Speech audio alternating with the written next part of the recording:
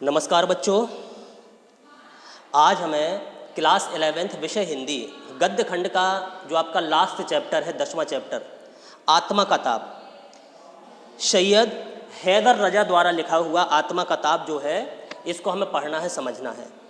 और ये last chapter है आपका। तो सबसे पहले तो हम ये जान लें कि सैयद हैदर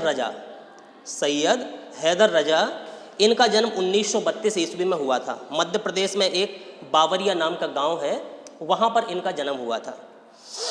आधुनिक भारतीय चित्रकला को जिन कलाकारों ने नया और आधुनिक मुहावरा दिया, उसमें सैयद हैदर रजा का नाम सबसे महत्वपूर्ण है। लेकिन रजा सिर्फ इसी कारण से कला की दुनिया में सम्मान्य नहीं है। जिन कलाकारों ने भारतीय आधुनिक कला को अंतर्राष्ट्रीय स्तर पर, भारतीय आधुनिक कला को अंतर्राष्ट्रीय स्तर पर प्रतिष्ठित किया, उसमें रजा हुसैन सूजा का नाम अगली पंक्ति में आता है। जो ये हुसैन साहब थे, सबसे ज़्यादा घुमक्कड़ रहे। हुसैन साहब सबसे ज़्यादा घुमक्कड़ रहे, लेकिन उनका केंद्र भारत ही रहा। सूजा न्यूयॉर्क चले गए और रजा जो थे, जिनका ये पाठ लिखा हुआ है, सैयद हैदर रजा, ये पेरिस में जाकर के बस गए थे, पेरिस में जाकर के बसे। इस तरह रजा की कला में भारतीय और पश्चिमी कला दृष्टियों का मेल होता है, दिखाई देता है। लंबे समय तक पश्चिम में रहने और वहाँ की कला की बारीकियों से प्रभावित होने के कारण, वहाँ की बारीकी उन्होंने समझी, जानी, परखी, तो उससे प्रभावित होने के बावजूद रजा ठेठ रूप में भारतीय कलाकार हैं, भारतीय कलाकार ही रहे। बिंदु उनकी कला रचना के केंद्र में है। उनकी कई कलाकृतियाँ बिंदु का रूपाकार है। वह बिंदु केवल रूपाकार नहीं है, बल्कि पारंपरिक भारतीय चिंतन का केंद्र बिंदु भी है। यहाँ यह भी गौरतलब है कि बिंदु की तरफ उनका झुकाव उनके स्कूली शिक्षक नंदलाल झरिया ने कराया था। रजा की कला और व्यक्तित्व में क्या है? उदात्तता है, उदात्तता दिखाई देती है। उनकी कला में रंगों की व्यापकता और अध्यात्म की गहराई है।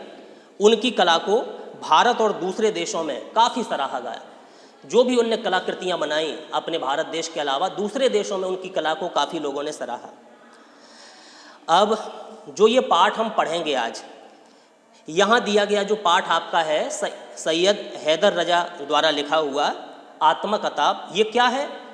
ये कहा जाए सही रूप में तो वास्तविक रूप में ये आत्मकथात्मक पुस्तक आत्मा का ताप का एक अध्याय है।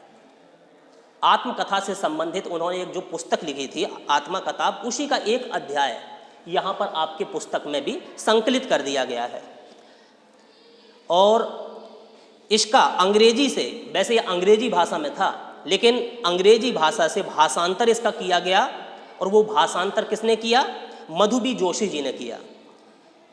इस पाठ में आप जब पढ़ेंगे तो यहाँ रजा ने चित्रकला के क्षेत्र में अपने आरंभिक संघर्ष की, चित्रकला के क्षेत्र में उतरते उतरते कैसे उतरे, वो कितने संघर्षों का सामना करना पड़ा, कितने संघर्ष और सफलताओं के बारे में उन्होंने यहाँ बताया है।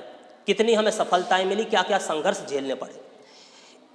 एक कलाकार का जीवन आप जाने कि संघर्ष और कला संघर्ष, उसकी सृजनात्मक बेचैनी, अपनी रचना में सर्वस्व झोंक देने का उनका जुनून, क्या जुनून था उनका, ये सारी चीज़ें इसमें बहुत रोचक व सहज शैली में उभर करके आई हैं। तो लीजिए, अब ये आपको पाठ सुनना है आत्मा का ताप। तो लेखक लिखते हैं अपना वृतांत बताते हुए कि नागपुर स्कूल की परीक्षा में, जब मैं नागपुर में पढ़ता था, अब ध्यान से सुनना है, यहाँ से पाठ शुरू होता है आपका। नागपुर स्कूल की परीक्षा में मैं प्रथम आया था और मेरे उस समय 10 विषय थे मेरी क्लास में, और 10 में से 9 विषयों में मुझे विशेष योग्यता हासिल की थी। मैंने विशेष योग्यता मुझे प्राप्त हुई थी। इससे मुझे बड़ी मदद मिली। जब मैंने 10 में से 9 विषयों में विशेष योग्यता हासिल की तो मुझे बड़ी मदद मिली। पिताजी रिटायर्ड हो चुके थे। पिताजी पहले सर्विस में थे, लेकिन वो रिटायर्ड हो गए थे अपनी सर्विस से। अब मुझे नौकरी ढूंढनी थी। सब लोग कहते थे कि अब बेटा तू बड़ा हो गया है, अब तुझे ही नौकरी करनी चाहिए। मैं गोंदिया में ड्राइंग का अध्यापक बन गया। एक पास में गांव था, वहीं ड्राइंग अध्यापक बन गया गोंदिया नाम के गांव में। महीने भर में ही मुझे बम्बई में जे स्कूल ऑफ आर्ट में अध्ययन के लिए मध्य प्रांत की सरकारी छात्रवृत्ति मिली। उसी समय जब मैं अध्यापन कार्य कर रहा था, उसी वक्त क्या हुआ कि बम्बई में एक जे स्कूल था, ठीक, काहे का, आर्ट का स्कूल था। तो उसमें अध्ययन के लिए मध्य प्रांत की सरकारी छात्रवृत्ति भी मुझे ली कि वहाँ पर जाके और तुम सीखो, अध्ययन करो। इसके लिए मुझे छात्रवृत्ति भी प्राप्त हुई। कब? यह सितंबर 1943 की बात है, सितंबर मास के 1943 सन की बात है। यह मैंने अमरावती के गवर्नमेंट नॉर्मल स्कूल से त्यागपत्र दे दिया। तो जहाँ पर मैं सर्विस करने लगा था, तो जब मुझे बम्बई बुलाया गया तो मैंने अपने उस स्कूल में जहाँ पर मैं मास्टर बन गया था ड्राइंग का, तो वहाँ से मैंने त्यागपत्र दे दिया।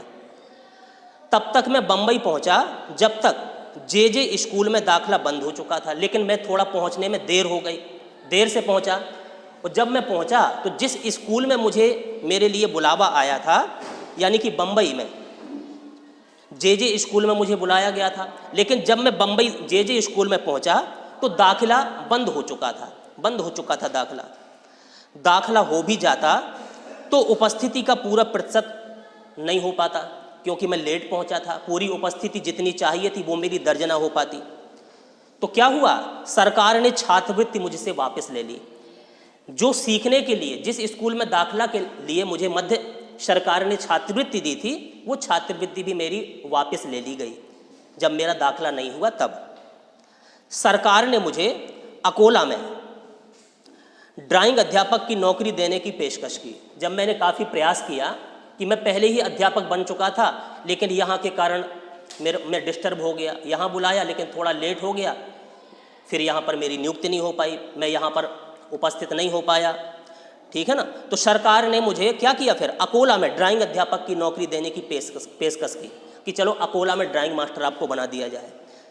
तो मैंने तय किया कि मैं लौटूंगा नहीं, अब नहीं लौटूंगा, बम्बई में ही रह करके अध्ययन करूंगा और अपनी योग्यता को और विकसित करूंगा। मुझे, क्योंकि जब मैं बम्बई पहुंचा, शहर को देखा तो मुझे वो शहर यानी कि बम्बई शहर मुझे बहुत पसंद आ गया था। वहाँ का वातावरण पसंद आया मुझको। गैलरियाँ और शहरों में अपने पहले मित्र पसंद आए। जहाँ पर मैं बम्बई में कुछ दिन जब रहा तो कुछ मेरे मित्र बन गए। तो वहाँ की गैलरियों में, शहरों में अपने पहले मित्र मुझे पसंद आए। जो मेरे मित्र बन गए वो मुझे अच्छे लगे, पसंद आए। और भी अच्छी बात यह हुई कि मुझे एक्सप्रेस ब्लॉक स्टूडियो में, जब मैंने काफ़ी प्रयास किया तो वहीं बम्बई में रहते हुए एक्सप्रेस ब्लॉक स्टूडियो में डिजाइनर की नौकरी मुझको मिल गई। डिजाइनर की नौकरी मुझे मिल गई। यह स्टूडियो फिरोज शाह मेहता रोड पर था। बम्बई में ही फिरोज शाह मेहता रोड पर यह स्कूल था जहाँ पर मुझे नौकरी मिल गई, ठीक है ना। डिजाइनर की जहाँ पर नौकरी मिली वो फिरोज शाह मेहता रोड पर था। एक बार फिर कड़ी मेहनत का दौर चला। खूब मैंने वहाँ पर रह करके मेहनत की, कड़ी मेहनत का दौर चला। करीब साल भर में ही स्टूडियो के मालिक, जो उस स्टूडियो के जहाँ मेरी नौकरी लग गई थी, जिन्होंने अपने यहाँ मुझे रख लिया था, जो वहाँ के मालिक थे, यानी कि स्टूडियो के जो मालिक थे, श्री जलील और मैनेजर श्री हुसैन ने मुझे मुख्य डिजाइनर बना दिया। एक साल में मैंने इतनी मेहनत की, इतनी कड़ी मेहनत की कि जो वहाँ के मालिक थे, यानी कि जलील साहब, और जो मैनेजर वहाँ के थे उस स्टूडियो के, यानी कि श्री हुसैन जी, उन्होंने मुझे मुख्य डिजाइनर का पद दे दिया। सुबह 10 बजे से शाम 6 बजे तक मैं दफ्तर में काम करता था। खूब कड़ी मेहनत करता था, क्योंकि अब मेरा और पद ऊंचा हो गया।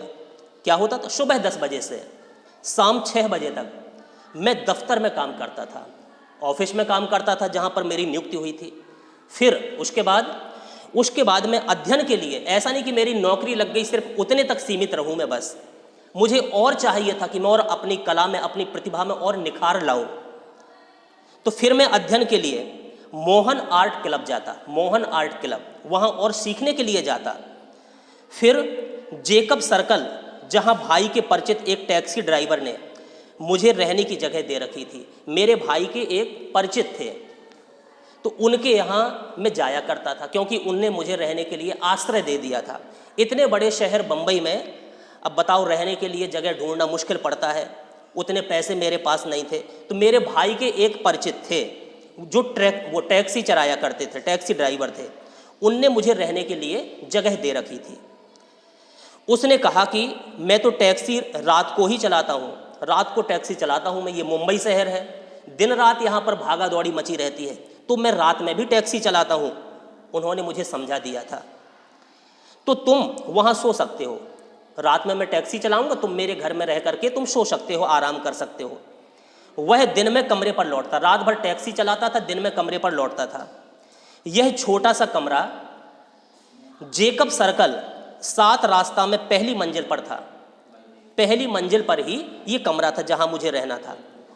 अब एक रात्रि की बात है, एक रात जब 9:30 बजे का समय था, जब मैं कमरे पर पहुंचा तो हमारे दरवाजे पर एक पुलिस वाला खड़ा था।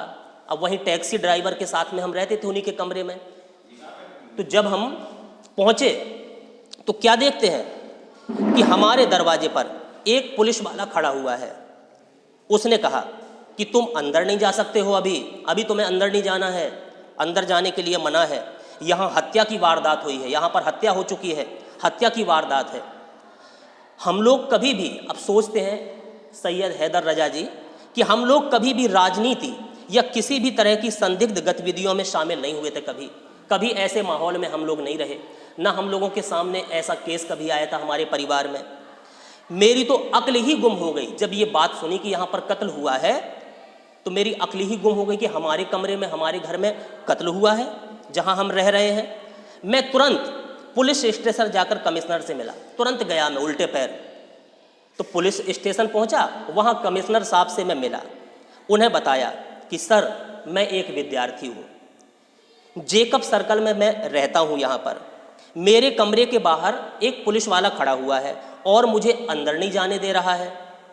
तो उन्होंने बताया मुझको, यानी कि कमिश्नर साहब ने तब मुझे बताया कि मेरे टैक्सी ड्राइवर मित्र, जो आपके यहाँ टैक्सी ड्राइवर है ना, जो रहते हो, जिनके यहाँ आप रहते हो, तो मेरे टैक्सी ड्राइवर मित्र रॉल्फ पर या मुझ पर शक नहीं है, आपके टैक्सी ड्राइवर पर शक नहीं है या आप पर शक नहीं है मुझे। रॉल्फ की टैक्सी में, जो आपका मित्र जो रॉल्फ है, उसकी टैक्सी में किसी ने एक सवारी को छुरा मार करके उसकी हत्या कर दी। जिस टैक्सी को आपका मित्र चलाता है उसमें एक सवारी बैठी थी और उस सवारी को किसी ने छुरा मार करके उसकी हत्या कर दी है। अगले दिन जब ये घटना मैंने सुनी कि जिनके यहाँ हम रहते हैं, जो वो टैक्सी चलाते हैं, उन्हीं की टैक्सी में कत्ल हो गया है किसी का, तो अगले दिन मैंने जलील साहब को राम कहानी सुनाई। जलील साहब को, जो हमारे उस स्टूडियो के मालिक थे, उनको पूरी राम कहानी अपनी सुनाई। तो उन्होंने मुझे आर्ट डिपार्टमेंट में एक कमरा दे दिया कि चलो भाई आपको दिक्कत है तो हम यहीं आपको स्टूडियो में एक कमरा दे देते हैं। तो चलो वहाँ रहने लगे। अब ये रजा साहब, मैं फर्श पर सो जाया करते थे, ज़मीन में ही फर्श पे सो जाते थे। वे मुझे रात 11-12 बजे तक गलियों के चित्र या और तरह तरह के स्केच बनाते देखते। मैं काफ़ी रात तक 11-12 बजे तक चित्रकारी करता रहता, स्केच बनाता रहता। वो मुझे देखते रहते थे कि कितना काम करता है, बताओ। तो 11-12 बजे रात तक काम करता रहता है। कभी कभी वे मुझसे कहते कि तुम बहुत देर तक काम करते रह गए, अब सो जाओ, काफ़ी रात हो गई है इसलिए आप अब सो जाओ। कुछ महीने बाद उन्होंने मुझे एक बहुत शानदार ठिकाना देने की पेशकश की कि अब आपको इस साधारण कमरे में नहीं, बहुत अच्छे कमरे में हम आपको देते हैं, बहुत अच्छा ठिकाना आपका देते हैं। तो मुझे एक बहुत शानदार ठिकाना देने की पेशकश की। उनके चचेरे भाई के, उनका एक चचेरा भाई था जमील साहब का, 6ठी मंजिल के फ्लैट का एक कमरा, 6ठी मंजिल पर एक फ्लैट था, वहाँ एक कमरा उन्होंने मुझे रहने के लिए दे दिया। और उस कमरे में 2 पलंग पड़े हुए थे, 2 पलंग पड़े थे। उनकी योजना यह थी कि अगर मैं उनके यहाँ काम करता रहा तो मुझे कला विभाग का प्रमुख बना दिया जाए। अगर उनके यहाँ काम करते रहे हम, जमील साहब के यहाँ, तो कला विभाग का प्रमुख भी आपको बना दिया जाएगा। अब मैं क्या करता, मैं जेकब सर्कल का 7 रास्ते वाला घर और उसका गलीज वातावरण छोड़ करके, अब जहाँ मैं रहता था जिस टैक्सी ड्राइवर के साथ में, जो मेरे मित्र बन गए थे, मेरे भाई के परिचित थे, अब उनका ठिकाना छोड़ करके मैं नए ठिकाने पर आ गया। यानी कि अपने, जिनके यहाँ मैं काम करता था, जिस स्टूडियो में, जमील साहब के, उनके चचेरे भाई के फ्लैट पर ही रहने लगा, ऊपर के कमरे में। और पूरी तरह अपने काम में डूब गया। जिस काम के लिए मैं लगा हुआ था पूरी तरीक़ा से अब मुझे ना कमरा ढूंढना, ना किसी बात की चिंता, सब प्रकार की सुख सुविधाएं उस कमरे में थीं। तो अब मैं पूरी तरीक़ा से अपने काम में डूब गया। अब जब पूरी तरीक़ा से काम में तल्लीन हो गया तो इसका परिणाम क्या हुआ? इसका परिणाम यह हुआ कि 4 बरस में, सिर्फ 4 साल में, 1948 में बॉम्बे आर्ट्स सोसाइटी का स्वर्ण पदक मुझे मिला। इतनी अच्छी कलाकृतियाँ मेरी रहीं, मेरी चित्रकारी इतनी बढ़िया रही कि लोग बागों को बड़ी पसंद आई, तो मुझे स्वर्ण पदक तक मिल गया 1948 में। इस सम्मान को पाने वाला, स्वर्ण पदक पाने वाला, मैं सबसे कम आयु का कलाकार था, सबसे कम उम्र का। मुझसे सब बड़े बड़े थे जिन्हें स्वर्ण पदक मिला होगा, लेकिन मैं सबसे कम उम्र का कलाकार था जिसको स्वर्ण पदक मिला था। 2 बरस बाद, अब उसके 2 साल के बाद मुझे फ्रांस सरकार की छात्रवृत्ति मिल गई। फ्रांस सरकार की छात्रवृत्ति भी मुझे मिल गई। मैंने खुद को याद दिलाया, भगवान के घर देर है लेकिन अंधेर नहीं है। भगवान के यहाँ देर है, थोड़ी भले ही हमें संघर्ष अपने जीवन में करना पड़े, लेकिन एक समय, अच्छा समय बदल करके जरूर आता है। सुख दुख जीवन के 2 पहलू हैं, इसलिए हमें कष्ट में घबराना नहीं, संघर्षों का सामना करना है, तो अच्छे दिन अवश्य आएंगे एक ना एक दिन। तो यही मैंने कहा कि भगवान के घर देर है लेकिन अंधेर नहीं। मेरे पहले 2 चित्र, जो मैंने शुरुआत में 2 चित्र बनाए, वो नवंबर 1943 में आर्ट सोसाइटी ऑफ इंडिया की प्रदर्शनी में भी प्रदर्शित किए गए। 1943 में मेरे शुरुआत के 2 बनाए हुए चित्र आर्ट्स सोसाइटी ऑफ इंडिया की प्रदर्शनी में भी प्रदर्शित किए गए। उद्घाटन में, लेकिन जब उद्घाटन हुआ उस प्रदर्शनी का, तो मुझे आमंत्रित नहीं किया गया, क्योंकि मैं जाना माना नाम नहीं था, लोग मुझे जानते नहीं थे। मैं तो एक बच्चा था उस समय, बड़े बड़े लोग कलाकार थे, उनको इनवाइट किया गया, आमंत्रित किया गया, लेकिन मैं तो बच्चा था, मेरा नाम चर्चित नहीं था उस समय, तो मुझे उस प्रदर्शनी के उद्घाटन में नहीं बुलाया गया। अगले दिन मैंने द टाइम्स ऑफ इंडिया में, पेपर जो निकलता था टाइम्स ऑफ इंडिया, उसमें प्रदर्शनी की समीक्षा पढ़ी। पेपर में कुछ निकला था, उसकी समीक्षा को मैंने पढ़ा। कला समीक्षक जिन्होंने उन कलाकृतियों को देखा, उन पर समीक्षाएं, टिप्पणी की, तो रूडोल्फ वॉन लेडेन, एक नाम आया, रूडोल्फ वॉन लेडेन। उनने मेरे चित्रों की काफ़ी तारीफ की, बहुत तारीफ की थी, लिखा था उसमें पेपर में। उसका पहला वाक्य मुझे आज भी याद है। जिस समय उन्होंने ये पाठ लिखा, वो कहते हैं कि आज भी मुझे वो वाक्यांश याद है उनका लिखा हुआ। इसमें से कई चित्र पहले ही प्रदर्शित हो चुके थे और नयों में कोई नई प्रतिभा नहीं दिखी। हाँ, एस.एच. रजा, एस.एच. रजा यानी कि शॉर्ट नाम सैयद हैदर रजा, सैयद हैदर रजा, एस.एच. रजा के नाम के छात्र के 1-2 जलरंग लुभावने हैं, जलरंग लुभावने हैं।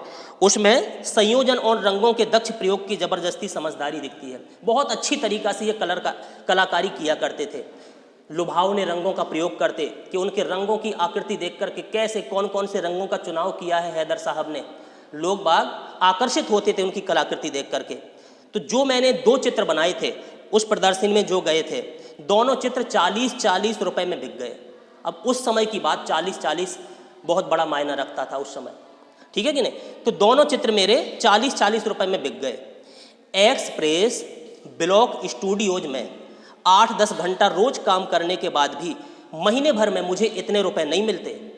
महीने भर में 8-10 घंटा जब मैं काम करता हूं तो मुझे इतने रुपए नहीं प्राप्त हो पाते, जो कि एक दिन में थोड़ी सी कलाकृति बनाने पर मुझे प्राप्त हो गए थे 40-40 रुपए, ठीक है। वेनिस अकादमी के प्रोफेसर, वेनिस अकादमी के जो प्रोफेसर थे माल्टर लैंगहैमर से भेंट मेरी एक बार हुई, उनसे भेंट हुई प्रोफेसर साहब से, जो वेनिस अकादमी के प्रोफेसर थे। तो उन्होंने जर्मन उच्चारण वाली अंग्रेजी में कहा, जर्मन उच्चारण वाली अंग्रेजी, कि जर्मन में कैसी अंग्रेजी बोली जाती है, उस अंग्रेजी में उन्होंने कहा, I loved your stuff mister Raza. यानी कि कहने का आशय उनका क्या था कि रजा साहब मुझे आपका काम पसंद आया, आपका काम, आपकी ये आकृतियाँ, आपकी ये कलाकृतियाँ मुझे पसंद आई। रूडोल्फ वॉन लेडेन भी कृपा बनाए रखते थे, वो भी मुझ पर कृपा दृष्टि अपनी बनाए रखते थे। इसके बाद वियना के एक कला संग्राहक एमेनुएल सिले सिंगर मेरे काम के प्रशंसक बने, यानी कि एक में एक बढ़ के फिर हस्तियां जो थीं वो मेरी कलाकृति देख करके मेरी प्रशंसा करती थीं। यह मेरी बहुमूल्य उपलब्धि थी कि इतने बड़े बड़े लोग मुझे पसंद करने लगे, चाहने लगे, है कि नहीं, मेरा नाम ऊंचा होने लगा। समय के साथ साथ चीज़ें होती चली गईं, समय के साथ साथ चीज़ें होती चली गईं। प्रोफेसर लैंगहैमर के काम करने के लिए अपना स्टूडियो दे दिया।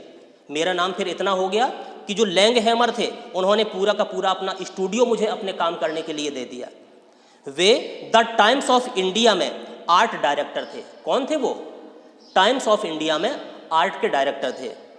मैं दिन में क्या करता, फिर मैं दिन में उनके स्टूडियो में चित्र बनाता था, उनके स्टूडियो में जाता और चित्र बनाता। शाम को चित्र उन्हें दिखाता, शाम को उनको चित्र दिखाया करता था कि मैंने आज ये बनाया है। वे बड़ी बारीकी से उसका विश्लेषण करते, अच्छी होती तारीफ करते, कुछ कमी होती बारीकी से विश्लेषण करते, हाँ ऐसा होना चाहिए, वैसा होना चाहिए। उसका विश्लेषण बड़ी बारीकी से करते थे, बड़ी गौर से उस चित्र को देखा करते थे। तो जब रोज की ये बात हो गई, रोज मैं काम करता था, रोज उनको अपना बनाया हुआ चित्र दिखाता था, तो मेरे काम में उनकी रुचि बढ़ती गई और मेरा काम निखरता गया और निखार आ गया मेरे काम में।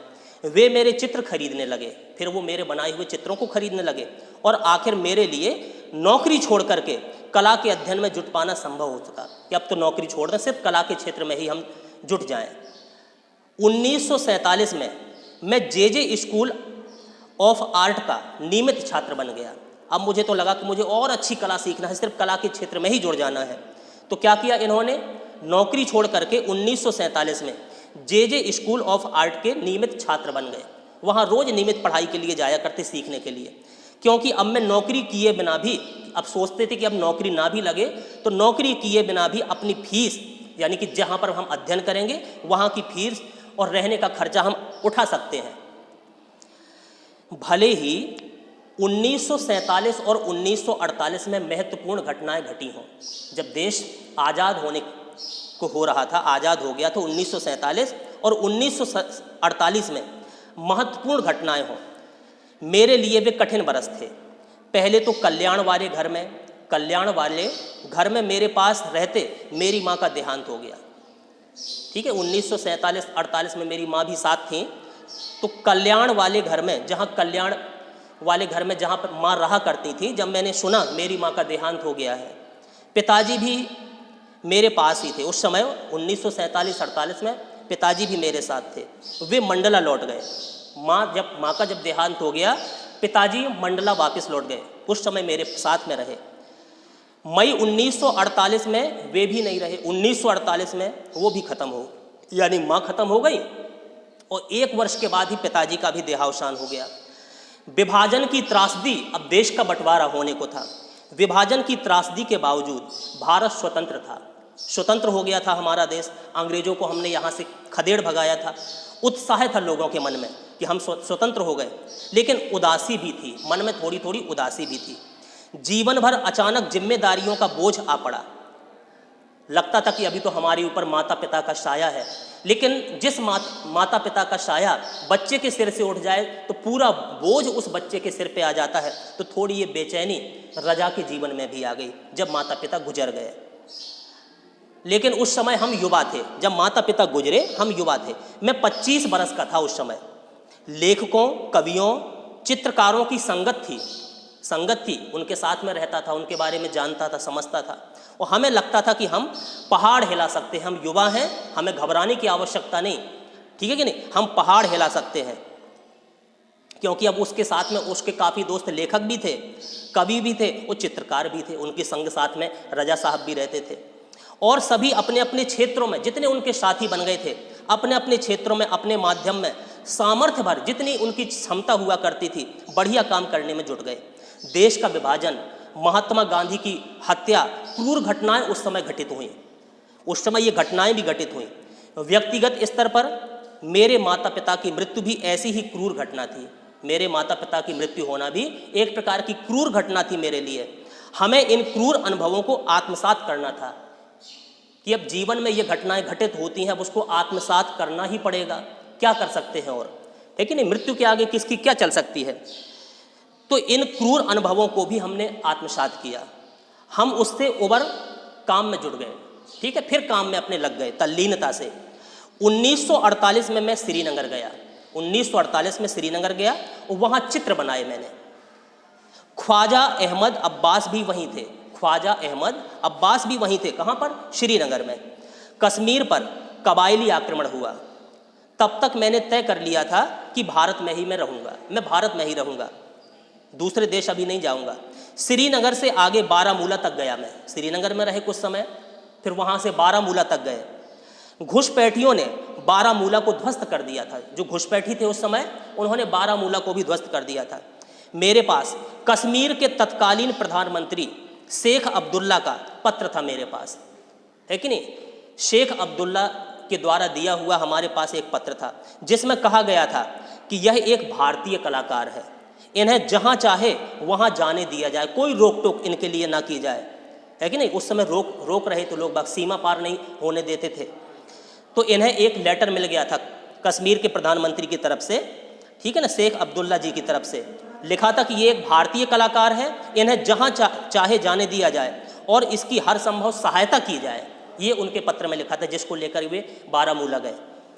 एक बार मैं बस से बारामूला से लौट रहा था, बस में सवार था और बारामूला से लौट रहा था या वहाँ जा रहा था, तो स्थानीय कश्मीरियों के बीच, वहीं कश्मीर में स्थानीय कश्मीरियों के बीच मुझ पैंटधारी शहराती को, कि लगता था कि ये यहाँ का नहीं है, कहीं दूसरे स्थान का है, तो मुझ पैंटधारी, कैसे पैंट शर्ट में पहने था, मुझ शहराती को देख करके एक पुलिस वाले ने मुझे बस से उतार दिया। मैं बस से सफ़र कर रहा था तो बस से मुझे उतार लिया, मैं उसके साथ चल दिया, उस पुलिस वाले के साथ। उसने पूछा, कहाँ से आए हो तुम, कहाँ से आए हो, आपका नाम क्या है? तो मैंने उनको बिल्कुल ठीक बता दिया कि मैं रजा हूँ और बम्बई से आया हूँ। शेख साहब की चिट्ठी उसे दिखाई मैंने, शेख साहब की चिट्ठी मेरी जेब में पड़ी ही थी, उनको वो चिट्ठी दिखाई। तो जब चिट्ठी उन्होंने देखी तो उसने मुझे सलाम ठोका और परेशान करने के लिए थोड़ी माफ़ी भी उसने मांगी। अब श्रीनगर की इस यात्रा में मेरी भेंट, उस समय जब श्रीनगर की यात्रा कर रहा था बारामूला की, तो उस समय मेरी भेंट प्रख्यात फ्रेंच फोटोग्राफर हेनरी कार्तिये ब्रेंसा से हुई, है कि नहीं? फ्रांस की जो फ्रेंच फोटोग्राफर हेनरी थी, ठीक है, उनसे मेरी भेंट हुई। मेरे चित्र देखने के बाद उन्होंने जो टिप्पणी की, मेरे चित्र देखे उन्होंने और जो टिप्पणी की वह मेरे लिए बहुत महत्वपूर्ण रही। उन्होंने कहा कि तुम प्रतिभाशाली हो, तुम प्रतिभाशाली हो, लेकिन प्रतिभाशाली युवा चित्रकारों को लेकर मैं संदेहशील हूँ। जो चित्रकार युवा हैं प्रतिभाशाली, उनको लेकर के मैं संदेह है थोड़ी मेरे मन में। तुम्हारे चित्रों में रंग है, जो तुमने चित्र बनाए, जब उनने चित्र देखे, बताया कि तुम्हारे रंगों में चित्र है, भावना है, लेकिन रचना नहीं है, रचना नहीं है। तुम्हें मालूम होना चाहिए कि चित्र इमारत की ही तरह बनाया जाता है, जैसे इमारत का ढांचा तैयार किया जाता है, उसी इमारत की तरह चित्र बनना चाहिए। आधार, नींव, दीवारें, बीम, छत, और तब जाकर वह टिकता है। तो ऐसे ये सब चीज़ें तुम्हारे चित्र में भी आनी चाहिए। मैं कहूँगा कि तुम सेजा का काम ध्यान से देखो, जो सेजा ने चित्रकारी की, उनका काम बड़ी बारीकी से गौर करके थोड़ी देखो और अध्ययन करो। इन टिप्पणियों का, जब उन्होंने मेरी चित्रकारी को देख करके ये टिप्पणियाँ की, तो इन टिप्पणियों का मुझ पर गहरा प्रभाव पड़ा।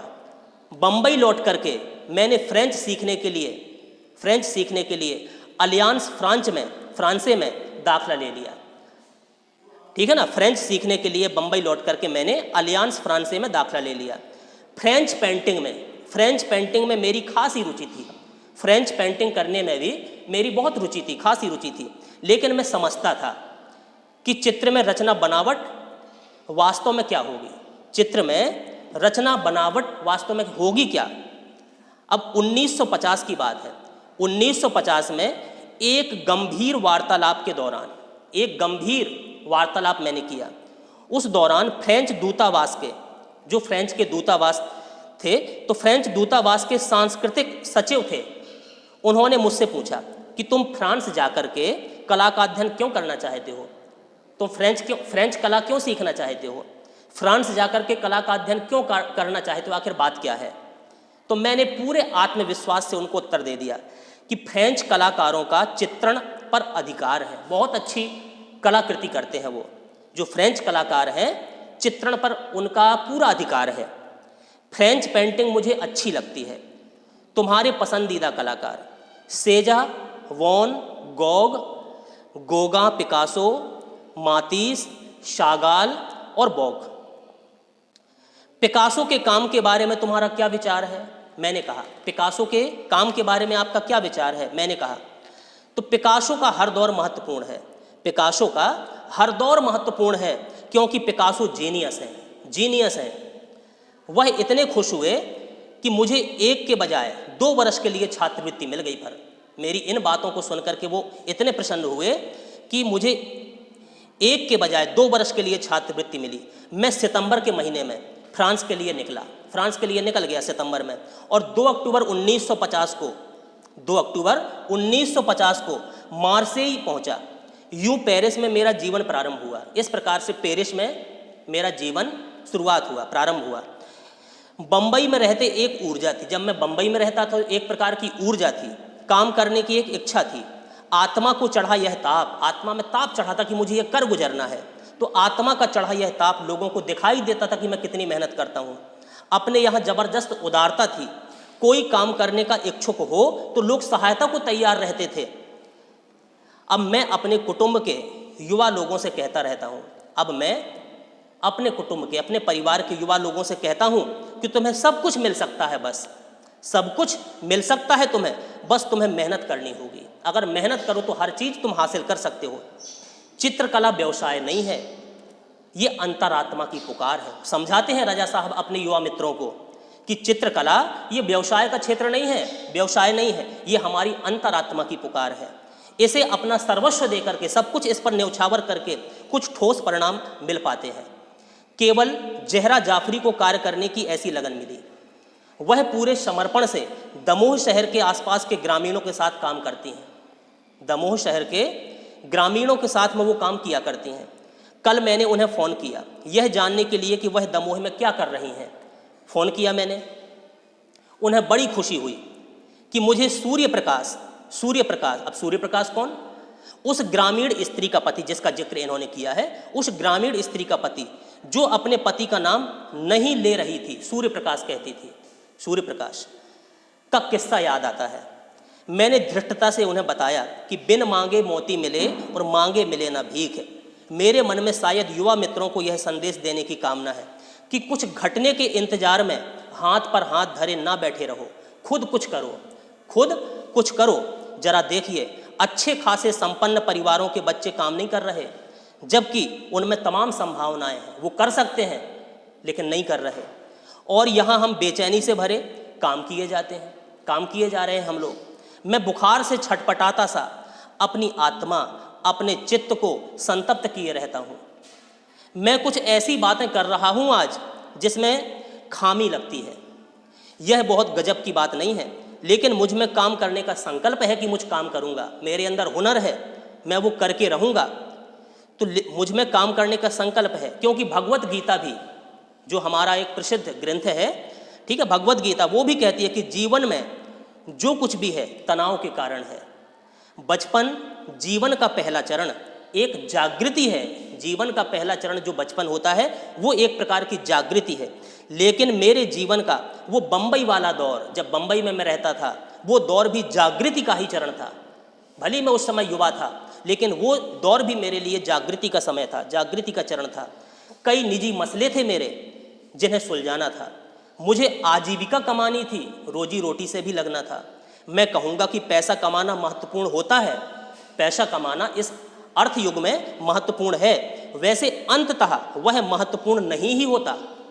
उत्तरदायित्व होते हैं, किराया देना होता है, फीस देनी होती है, अध्ययन करना होता है, काम करना होता है।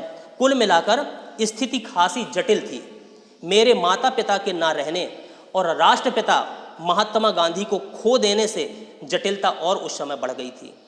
तो ये कुछ संघर्षमय कहानी आत्मकथात्मक रूप से सैयद हैदर रजा जी ने इस पाठ में उकेरी है। अभी आपने पाठ सुना, संभवतः ये पाठ आपको समझ में आया होगा। इस पाठ को आपको बार बार पढ़ना है, सुनना है, समझना है।